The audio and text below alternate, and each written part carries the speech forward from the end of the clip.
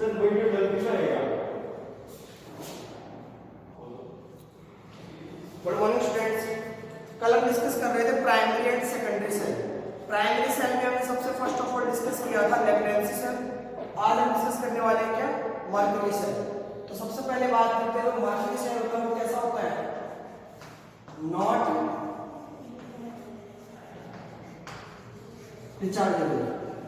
इसको आप चार्ज भी कर सकते हैं। नंबर 2, इसका जो आउटपुट वोल्टेज होता है वो आपको मिलता है 1.35 वोल्ट।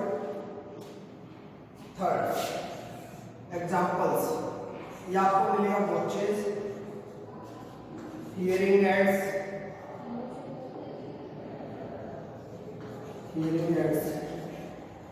और कैलकुलेटर।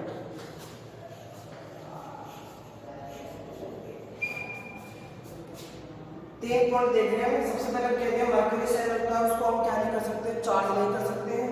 दूसरा, इसका जो वोल्टेज होता है वो कितना होता है, 1.35 वोल्ट की कांस्टेंट रहता है इतना। आपके एग्जांपल देखें वॉचेस, वो पिछले में भी हमने देखा था वॉचेस लेप्रेंसी सेल में भी। वहां पे मोस्टली जो आपकी दीवार के लिए होती है, वॉल क्लॉक होती है, मोस्टली उनमें यूज किया जाता है। ये आपके जो हैंड वॉचेस होती है उनमें यूज किया जाता है। फिर आपके हियरिंग एड्स, जैसे आप देखते हो कई लोग सुनने के लिए कान के अंदर क्या करते हैं, मशीन लगाते हैं, उनके अंदर भी क्या किया जाता है, इसी प्रकार के सेल का यूज किया जाता है, मर्क्यूरी सेल का। और कैलकुलेटर के अंदर भी मर्क्यूरी सेल का यूज किया जाता है। छोटे वाले सेल आते हैं, देखते हैं स्ट्रक्चर कैसे होती है।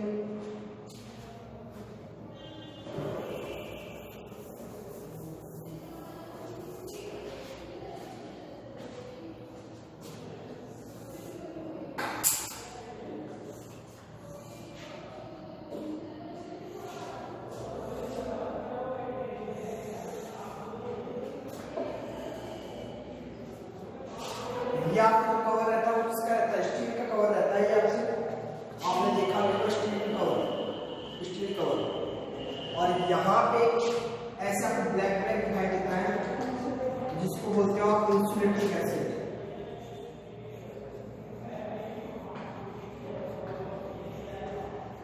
ठीक है, फिर देखिए यहाँ पे आपको पाया जाता है कवर, इंटरनल स्टील कवर।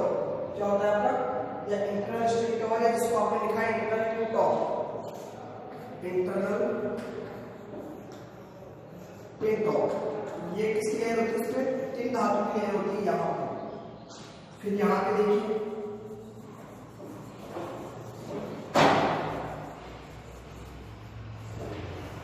यहाँ पे ऐसे पेस्ट होगा और ये होगा। ये आपका होता है एनोड और ये आपका होता है कैथोड। और इसके बीच में बड़ा होता है आपके ZnO प्लस KOH का पेस्ट। और वो भी किसके लिए, इलेक्ट्रोलाइट के लिए, इलेक्ट्रोलाइट। ये पेस्ट भरा जाता है इसमें। अब बात आती है एनोड का वर्क कौन करता है और कैथोड का वर्क कौन करता है। एनोड जो होता है आपका इसमें क्या होता है, ZnHg। जिंक अमलगम क्या करता है आपका, एनोड की तरह बिहेव करता है, यानी यहाँ पे क्या होता है, जिंक अमलगम। जबकि मैं बात करूँ इसके लिए कैथोड के लिए, तो कैथोड आपका क्या होता है, HgO mercury oxide plus graphite. क्या बोलते हैं उसको, ग्रेफाइट। ये आपके मोस्टली आपका डायग्राम होगा, मैं ये भी बता सकता हूँ, ये क्यों आपका स्टील कवर होगा, ये होगा, ये पूरा स्टील से कवर रहता है। यहाँ पे आप बताता हूँ क्या होता है, स्टील का टिप टॉप होता है पूरा। आपने देखा होगा उभरा हुआ रहता है सेल से, यहाँ पे यानी वो प्लस माइनस उसको करने के लिए रहता है। तो ये चीज नहीं जाना है, यहाँ जाना है, बीच में इलेक्ट्रोलाइट सॉल्यूशन भरा होता है। किसका भरा होता है, ZnO प्लस KOH का पेस्ट भरा होता है इसमें। और यहाँ पे क्या होता है, एनोड होता है जो क्या होता है, जिंक अमलगम। और कैथोड हमारा क्या होता है, HgO प्लस ग्रेफाइट। ये हमारा क्या होता है, कैथोड। अब देखो इसकी रिएक्शन समझते हैं। डायग्राम में से आप जानते हैं, सेल को आपने बहुत देखा भी। तो हम सबसे पहले इसको लिख लेते हैं पॉइंट कि एनोड कौन होता है।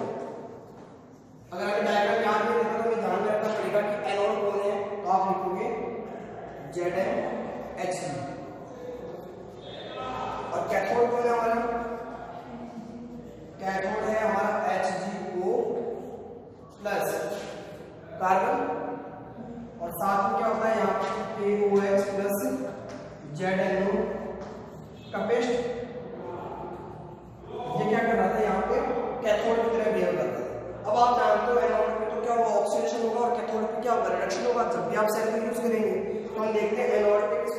रिएक्शन होती है एनोड।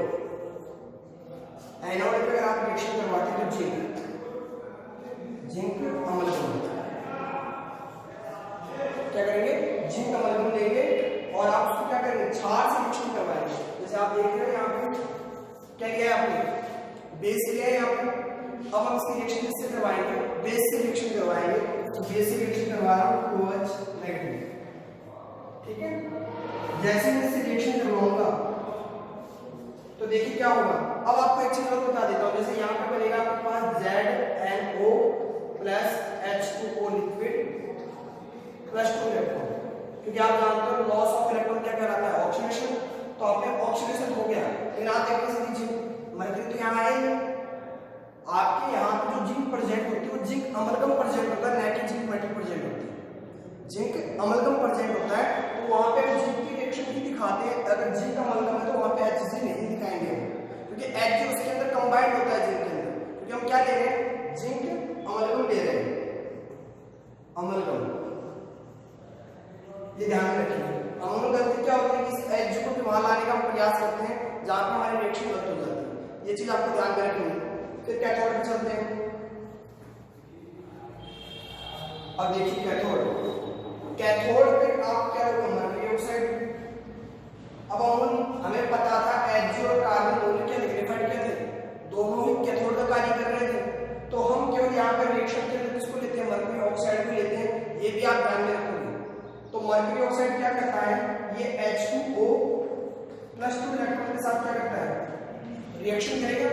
और रिएक्शन करने के बाद क्या बनाएगा, ये रिएक्शन करने के बाद में Hg में कन्वर्ट हो जाएगा और साथ में क्या कर जाएगा बाहर, OH माइनस, यानी इसमें कन्वर्ट हो गया Hg solid plus 2OH minus. ये रिएक्शन आपको ध्यान में रखना है। क्या कुछ नहीं, जब आपने ऑक्सीडेशन करवाया तो यहाँ पे H2O और 2 इलेक्ट्रॉन क्या हुए थे, रिलीज हुए थे।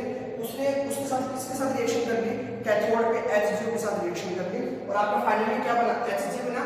और साथ में आपको बाहर क्या मिल गया, प्रोडक्ट के रूप में जो आपने क्षार का यूज किया था वो वापस क्या हो गया, आपको प्रोडक्ट के रूप में गेन हो गया। यानी लॉस नहीं हुआ आपका किसी भी प्रकार का, जो यूज किया था वो वापस मिल गया। यानी इलेक्ट्रोलाइट्स और पेस्ट जो था वो वैसे का वैसा रहेगा। अब हम बात कर लेते हैं ओवरऑल रिएक्शन की।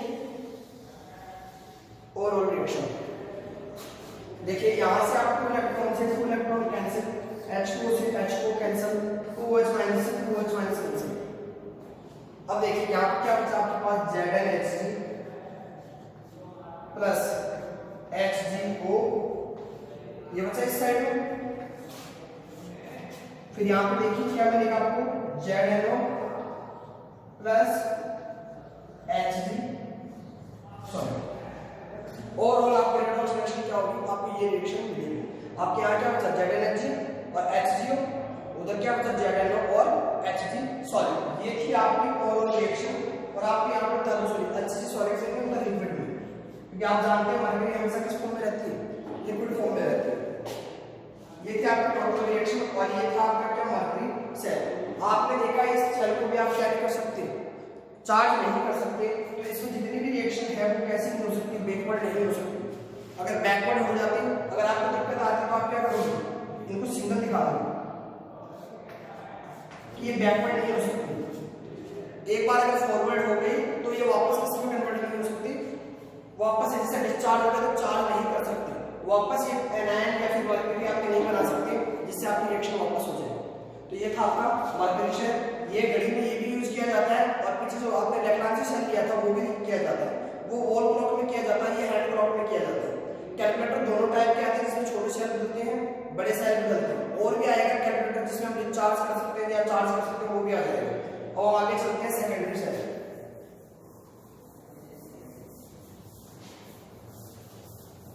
सेकेंडरी सेल, सेकेंडरी सेल में सबसे पहला कौन सा था हमारा, लेड स्टोरेज सेल। क्या था, लेड स्टोरेज सेल। मैंने आपको बताया था सेकेंडरी सेल को स्टोरेज सेल में होते हैं। जितने भी स्टोरेज सेल है वो सब कैसे होते हैं, सेकेंडरी सेल होते हैं। लेड स्टोरेज सेल देखो, सबसे पहला पॉइंट हम जानते हैं इसको क्या किया जा सकता है, सेकेंडरी सेल है, इसको चार्ज किया जा सकता है। तो हम लिख देंगे पहला पॉइंट चार्जेबल, चार्जेबल। दूसरा पॉइंट हम क्या लिखते थे, आउटपुट वोल्टेज उसका वोल्टेज कितना होता है? तो इसका वोल्टेज होता है आपके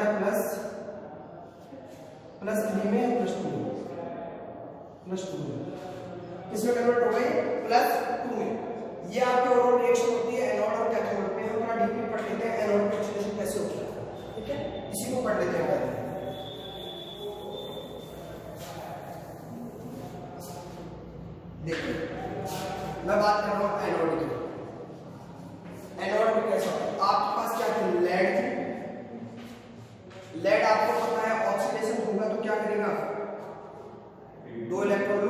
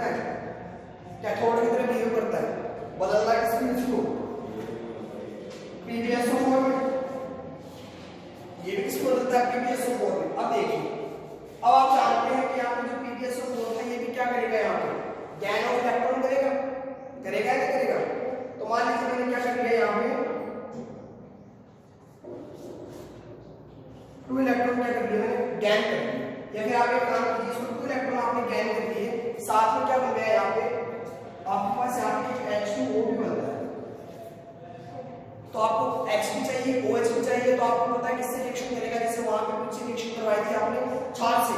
लेकिन अगर आपने ध्यान दिया हो तो यहाँ पे हमें क्षार बेस नहीं लिया है, हमने क्या लिया है, एसिड लिया है। तो हम मैं कह सकता हूँ ये एक एसिडिक साइड है, तो मैं अब रिएक्शन किससे करवाऊंगा, इसकी एसिडिक से करवाऊंगा, नेगेटिव बेस से। तो यहाँ पे मैं क्या ले लेता हूँ साथ में 4H+, क्या ले लिया हमने 4H+। अब आप बैलेंस करके देखिए, यहाँ पे कितने हाइड्रोजन 2, यहाँ पे कितने 4, तो मैं इसको क्या कर देता हूँ 2H2। अब बताइए Pb SO4 कितना है इसमें, Pb SO4 पे कन्वर्ट हुआ, तो यहाँ पे आपको SO4 भी चाहिए या नहीं चाहिए SO4। तो देखिए क्या कह रहे हो, इसका मतलब अगर आपको Pb SO4 में बदलना है तो पहले ये क्या होगा, Pb+2 में कन्वर्ट होगा, किस में कन्वर्ट होगा, Pb+2 में कन्वर्ट होगा। अब हम वापस Pb+2 जो हमें मिलेगा, अभी हमने रिएक्शन करवाई थी, Pb+2 क्या करता है, SO4-2 से रिएक्शन करता है और PbSO4 बनाता है। थोड़ा सा ओपन लिख के लिखे, एक लाइन में लिख सकते थे हम उसको PbSO4। अब और रिएक्शन की बात करें कैथोड में क्या होती है, Pb+2 से +2 कैंसिल हो गया, नहीं हो गया। फिर बताइए यहाँ बचा आपके पास PbO2 plus 4H plus 2 electron, कितना बचा 2 इलेक्ट्रॉन। अब मुझे बताइए 2 इलेक्ट्रॉन बाहर वापस निकलेंगे क्या, इसमें नहीं निकलेंगे, क्यों, क्योंकि गेन ऑफ इलेक्ट्रॉन क्या कहलाता है, रिडक्शन कहलाता है। फिर हमारा हो गया क्या बचा SO4 2 माइनस, यहाँ क्या बचा हमारे पास PbSO4 प्लस 2H2। इस प्रकार हमारा क्या हो जाता है, कैथोड पे रिएक्शन हो जाता है। अगर मैं अब संपूर्ण सेल अभिक्रिया की बात करूं, टोटल सेल रिएक्शन की, तो क्या होगी, देखो ऊपर लिख देता हूं टोटल सेल रिएक्शन। मुझे बताइए, आप बात कर रहे हैं लेफ्ट हैंड साइड की, एनोड में क्या थी, ये रिएक्शन थी, ठीक है, टोटल रिएक्शन ही निकाली थी ना एनोड में। यहाँ पे क्या लिखा था हमने, Pb ने क्या किया था 4H+ से रिएक्शन किया, Pb कन्वर्ट हुआ था Pb+2 में और +2 इलेक्ट्रॉन ऐसे कन्वर्ट हुआ था ये। तो इसकी और रिएक्शन देख लेते हैं क्या आती है, यहाँ पे कैंसिल हो जाएगा, Pb+2 तो हो जाएगा। यहाँ हमारे पास क्या बचा था Pb, और इधर क्या बचा था हमारे पास PbSO4 +2 इलेक्ट्रॉन बचा था, नहीं बचा था। ये हमारे एनोड पर रिएक्शन हुई थी। फिर हम देखते हैं कैथोड में ये रिएक्शन हुई थी हमारी, तो यहाँ पे एक और क्या आ जाएगा Pb plus PbO2 plus 4H+। अब देखिए मैं आपको एक चीज बताता हूँ, ये 4H+ था, ये SO4 2 माइनस था, एक SO4 2 माइनस ये भी था इधर हमारे पास। इन दोनों को मैं कंबाइन करके क्या लिख सकता हूँ, H2SO4 लिख सकता हूँ मैं, 2H2SO4। तो मैं यहाँ पे सीधा लिख देता हूँ 2H2SO4। कैसे लिखा, 4H तो ये है आपके पास, एक SO4 ये रहा, एक SO4 ये रहा, एनोड कैथोड टोटल रिएक्शन लिख रहा हूँ, तो आपने लिख दिया H2SO4। अब हम उस साइड में आ जाते हैं, उस साइड में हमारे पास क्या बचा PbSO4। तो देखो एक तो PbSO4 यहाँ था, एक हमारे पास PbSO4 यहाँ था, तो मैं कह लूँ कितने PbSO4 होंगे 2। अब देखो इलेक्ट्रॉन यहाँ था और यहाँ पे इलेक्ट्रॉन क्या हो रहे थे, गेन हो रहा था, यहाँ पे लॉस हो रहा था, तो यहाँ पे इलेक्ट्रॉन हटा दूंगा टोटल रिएक्शन के अंदर। फिर देखिए आगे क्या बचा आपके पास 2H2O। ये आपके ओवरऑल रिएक्शन होती है किसके अंदर, लेड स्टोरेज सेल में। 2PbSO4 2SO4 होता है, PbO2 प्लस 2H2SO4। अब देखिए यहाँ समझो एक चीज, हमें पता है ये डिस्चार्जेबल होती है, इसका मतलब ये कैसे हो सकती है रिएक्शन, रिवर्सिबल रिएक्शन हो सकती है। अभी तक हमने क्या किया, इसको डिस्चार्ज किया, जब ये यहां से ये रिएक्टेंट इसमें बदला PbSO4 में, तो इस साइड कैसा हो गया, डिस्चार्ज हो गया। अब डिस्चार्ज हो गया तो मैं बता दूं गैल्वेनिक सेल की तरह बिहेव करता था ये गैल्वेनिक सेल। फिर हम क्या करते हैं, इसको वापस चार्ज करना पड़ेगा हमें। अगर मैं वापस चार्ज करूंगा तो रिएक्शन कैसे हो जाएगी, जस्ट उल्टी। अब क्या रिएक्टेंट ये हो जाएगा चार्ज। जब हम चार्ज करते हैं तो रिएक्शन कैसे हो जाएगी, बैकवर्ड हो जाएगी। और तब ये कैसे बिहेव करता है इलेक्ट्रोलाइटिक सेल की तरह। इलेक्ट्रोलाइटिक सेल कैसे बिहेव करेगा, इलेक्ट्रोलाइटिक सेल की तरह। ये डिस्चार्ज हो रहा है, इसका मतलब वो गैल्वेनिक सेल की तरह बिहेव कर रहा है। और जैसे आप चार्ज में लगा देते हो उसको तो किस तरह बिहेव करता है, इलेक्ट्रोलाइटिक सेल। और आपको बता दूं ये सेकेंडरी सेल का एक एसिडिक सेल का एग्जांपल है। कैसा है, एसिडिक सेल का एग्जांपल। क्योंकि आपने जो इलेक्ट्रोलाइट सॉल्यूशन लिया था वो कैसा लिया था, आपने एसिडिक लिया था। जैसे आपके इन्वर्टरों में गाड़ी में यूज किया जाता है, अगर आपने देखा हो तो वहां पे सॉल्यूशन देख लेना, सॉल्यूशन उसमें पानी सा भरा रहता है। पहले आपने ऑटो गाड़ी में देखा था, वो पहले खोल के उसमें पानी से डालते थे, वो सॉल्यूशन बनाते थे। अब आगे चलते हैं दूसरे पर। आपने पढ़ लिए दो सेल, लेयर्ड स्टोरेज सेल,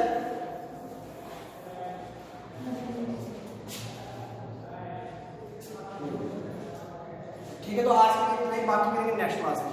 आपको एक चीज और बताता हूँ इसमें,